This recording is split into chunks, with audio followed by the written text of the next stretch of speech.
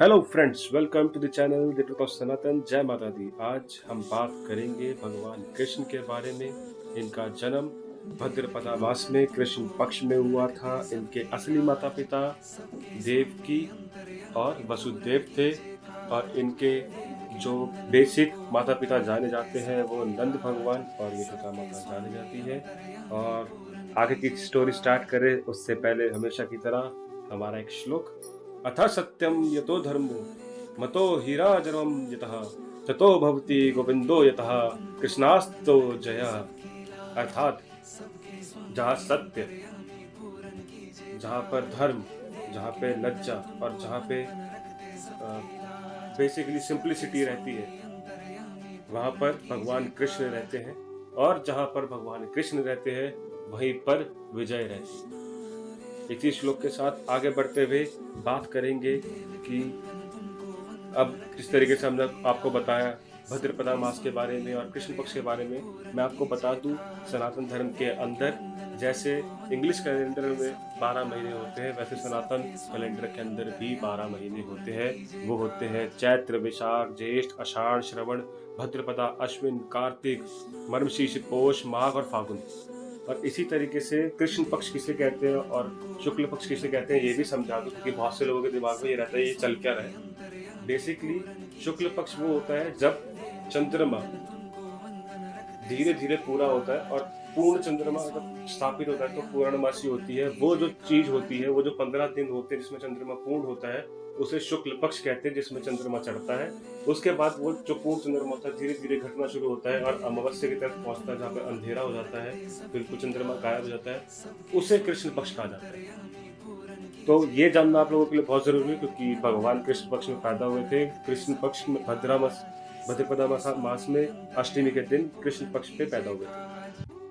अब बात करेंगे कि कृष्णा जी की लाइफ कैसी रही। जब वो पैदा हुए टिल द एंड उनकी लाइफ में हमेशा स्ट्रगल रहा, लेकिन उनको पूजा इसलिए जाता है क्योंकि वो स्ट्रगल के टाइम पे भी हंसते रहते थे, लोगों को गाइड करते रहते थे। मुसीबत आ रही है, आने तो, अपने आप को सही रास्ते पे रखो, सही रास्ते पे चलते रहो। यही कृष्णा जी की जो शिक्षा थी, इसी शिक्षा को लोग पूछते हैं, इसलिए उनको भगवान माना जाता है। वो विष्णु जी के अवतार थे, वो सेकेंडरी थिंग है।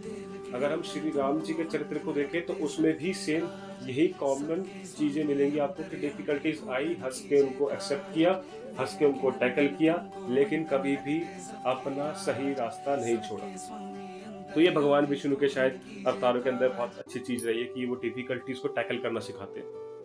कृष्णा जी की लाइफ जो है, बेसिकली उस लाइफ के बारे में अगर बात करें तो उसके अंदर बहुत सारी मिस्ट्रीज हैं कि उनकी 16,108 रानियां हैं, उन्होंने बहुत से असुरों का वध करा।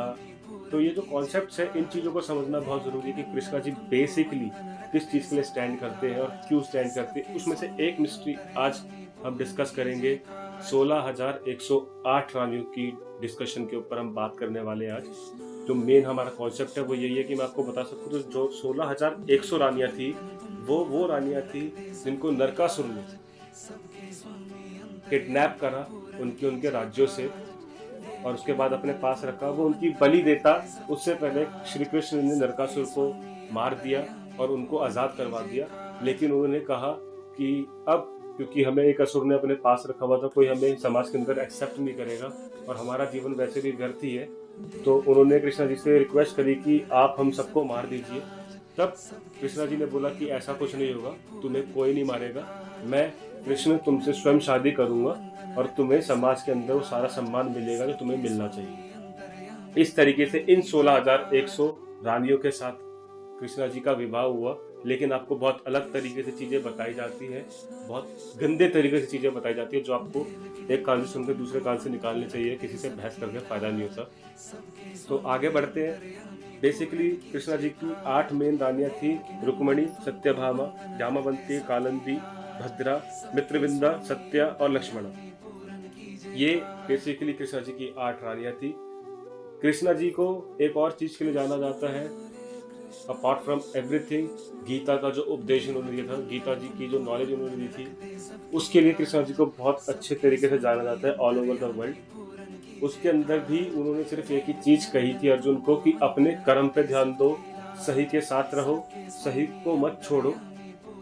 अगर तुम्हारा टारगेट या तुम्हारा कॉन्शियस किसी सही रास्ते पे जा रहा है, उसके लिए छोटी मोटी चीजें अगर इधर होती भी है तो उससे कोई फर्क नहीं पड़ता, लेकिन तुम्हारा जो दिल होना चाहिए वो सही की तरफ ही होना चाहिए, तुम्हारा जो मस्तिष्क है वो सही की तरफ होना चाहिए, तभी तुम आगे बढ़ सकते हो और उस रास्ते पे पहुंच सकते हो जहां से मोक्ष मिलता है। तो इसलिए गीता को बहुत माना जाता है।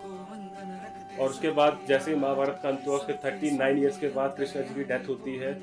उनको जरा नाम का एक हंटर, एक शिकारी धोखे से झाड़ियों के पीछे से तीर मार देता है पैर पे और उनकी डेथ हो जाती है। वो जरा वही है जो सतयुग में बाली था।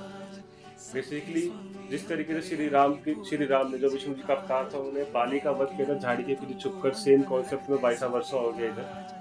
इधर क्या हुआ कि जरा झाड़ियों के पीछे था और विष्णु जी का अवतार वो डाई कर जाता है। तो this is the concept basically कि उनको शायद वरदान मिला था और इस तरीके से स्टोरी है बहुत सारी। मैं आपको पूरी स्टोरी बाद में एक तरीके से सहज तरीके से समझाऊंगा ताकि आपका कॉन्सेप्ट क्लियर हो सके। और इन दी एंड में यही कहूंगा कि कृष्णा जी के डेथ के बाद, क्योंकि गांधारी ने श्राप दिया था कि यदुवंश का भी नाश हो जाएगा, तो यदुवंश का नाश हो जाता है और द्वारका पूरी की पूरी समुद्र में समा जाती है। ये एक कृष्णा जी की छोटी सी स्टोरी जो मैं आपको बताना चाह रहा था बहुत सहज तरीके से, ताकि आपको छोटे में सब कुछ समझ में आ जाए, आप सनातन के बारे में समझ जाए, कृष्ण के बारे में समझ जाए। मेरा बस यही पॉइंट था। एज प्रॉमिस्ड श्री राम के चौपाइयों के ऊपर हमारी वीडियो बहुत जल्द आने वाली है, so be in touch with us. Thank you.